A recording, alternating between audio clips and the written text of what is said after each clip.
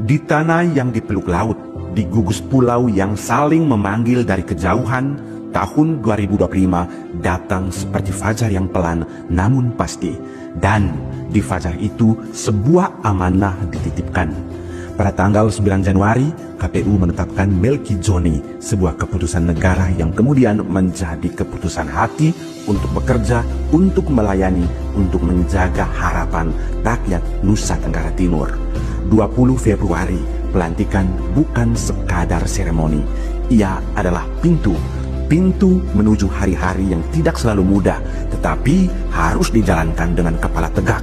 Sebuah jabatan bukan hadiah, ia adalah beban suci yang harus dipanggul dengan kasih.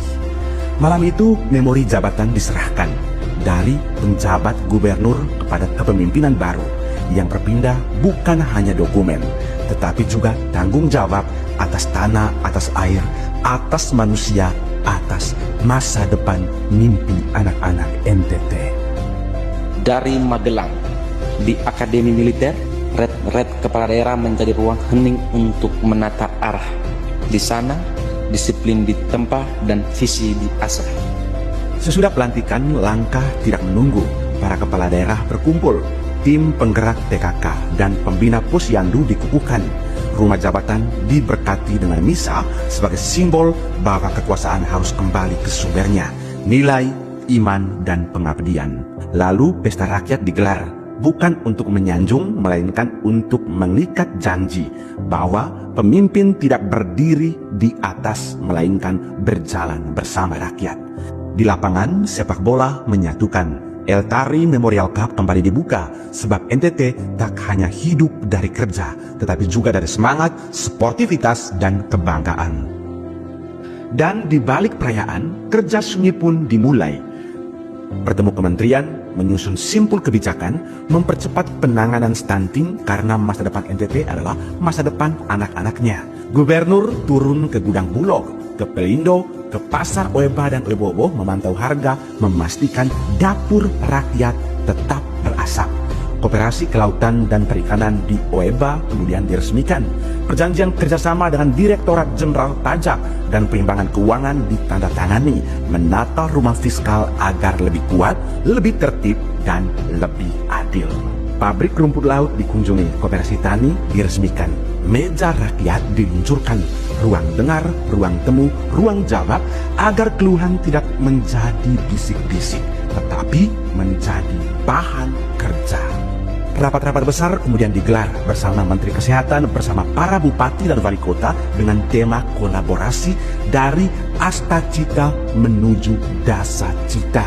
Karena NTT terlalu luas untuk diselesaikan sendiri. April membawa perjalanan. Timor, Flores, Sumba, satu persatu disapa dalam kunjungan kerja perdana. NTT bukan hanya Kupang, bukan hanya pusat. NTT adalah jalan panjang, dari pesisir sampai pegunungan, dari pelabuhan sampai ladang. Di tengah langkah itu, duka menyapa pemakaman Uskup Emeritus Monsignor Petrus Turang. Katedral dipenuhi doa, dan di antara doa-doa itu terselip satu pengingat bahwa pelayanan sejati selalu lahir dari kerendahan hati. Menteri-menteri datang, para pemangku kepentingan bertemu, program makan bergizi ditinjau, pendidikan disapa, riset didorong.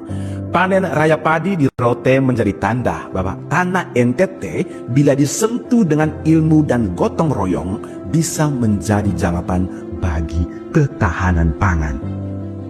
Mei adalah bulan yang padat, seperti napas yang dipercepat oleh kebutuhan. Nota kesepakatan kesehatan ditandatangani. Stunting tidak boleh dibiarkan menjadi takdir.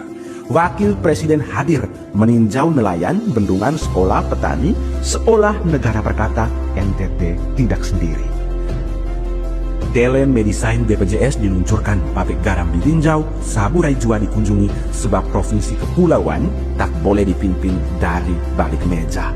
Rups Bank NTT digelar berjam-jam hingga dini hari karena lembaga keuangan daerah harus dijaga, dibenahi, dan dikuatkan.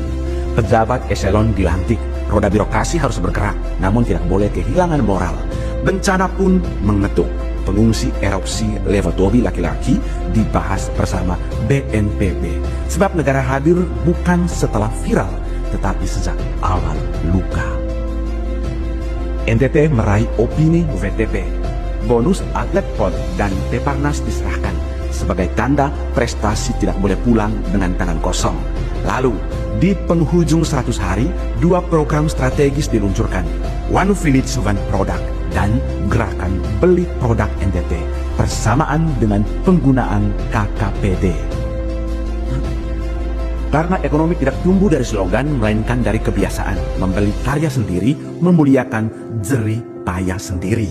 Dan di Jakarta, sebuah kesepakatan tentang hidrogen hijau ditandatangani, membuka pintu masa depan energi bersih. Dari tanah kering, NTT ingin menyalakan terang baru. Juni membawa momen kebangsaan di ND, hari lahir Pancasila dari rahim sejarah. Rote dan Sumba disapa lewat proyek garam nasional dan shrimp farming. Panen udang faname menjadi bukti laut bukan hanya panorama, ia juga dapur, juga masa depan. Di Roma, warga NTT ditemui diaspora yang jauh, namun hatinya tetap pulang. Diplomasi budaya dilakukan karena identitas tidak boleh pudar di negeri orang. Ia harus menjadi jembatan. Kembali ke Kupang, stunting kembali menjadi pekerjaan rumah yang tidak boleh ditunda. Sidak pasar, persemian kolaborasi pangan, festival-festival UMKM, NTT bergerak dari banyak pintu. Juli menghadirkan perjumpaan lintas batas, menerima Wakil Perdana Menteri Timor Leste, menegaskan bahwa perbatasan bukan tepi, tetapi halaman depan persaudaraan. Dan di bulan yang sama, isu inflasi, ketahanan pangan, dan geotermal di Flores menjadi pusat perhatian. Energi, pangan, dan harga, 3 urat nadi rakyat. Agustus tiba, bulan kemerdekaan. Pameran pembangunan dan kirap budaya digelar, NTT Bagaya menyala. Generasi dibangun, kreativitas diangkat, keyakinan dipelihara. Paskibraka dikukuhkan, anak-anak muda berdiri tegak seolah berkata, masa depan tidak akan menyerah. Di bulan yang sama, deklarasi pencegahan TPPO dan penempatan PMI ilegal dilakukan. MOU perlindungan pekerja migran ditandatangani.